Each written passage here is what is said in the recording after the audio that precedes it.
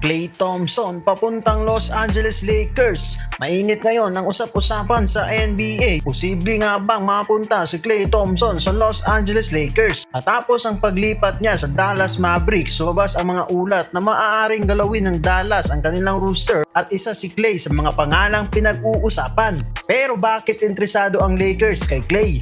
Magkano ang posibleng offer at ano ang koneksyon ng pamilya Thompson sa Los Angeles Lakers? Tara at pag-usapan natin yan. Bakit na pag-uusapan ang trade ni Klay? Unang dahilan dito, hindi naging kasing lakas ng inaasahan ng maraming fans sa pagsasama ni Klay Thompson at ang Dallas Mavericks. Kaya ngayon may mga tanong kung mananatili pa ba siya sa Dallas o magiging bahagi siya ng isang bagong trade scenario.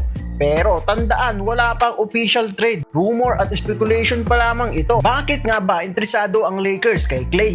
Simple ang dahilan. Kailangan ng Lakers ng elite shooter. Kilala si Klay Thompson bilang isa sa pinakamagaling na 3-point shooter sa kasaysayan ng NBA. Kahit hindi na siya nasa dating level niya, dala pa rin niya ang championship experience at kakayahang magbigay ng malaking impact sa isang contender. At ano naman ang koneksyon ni Klay sa Lakers? Hindi lang basketball ang dahilan kung bakit special ang posibilidad na ito. Ang ama ni Klay Thompson na si Mychal Thompson ay dating player ng Los Angeles Lakers. Si Mychal Thompson ay bahagi ng Showtime Lakers at naging NBA champion kasama ang Lakers noong 1980s. Kung sakaling mapunta si Klay sa Lakers, magiging kakaibang kwento ito dahil anak ng dating Lakers champion ang magiging bahagi ng bagong henerasyon ng kupunan. Kung matutuloy ito, magkano ang posibleng offer para kay Klay? Kung gustong kunin ng Lakers si Klay Thompson, kailangan nilang magbigay ng tamang package sa Dallas. Posibleng kasama sa usapan ng isang combination ng veteran player, young talent at future draft picks. Hindi na pareho at championship experience ay malaking factor pa rin. Bagay ba si Klay sa Lakers? Sa sistema ng Lakers, maraming contender ang siguradong magiging interesado.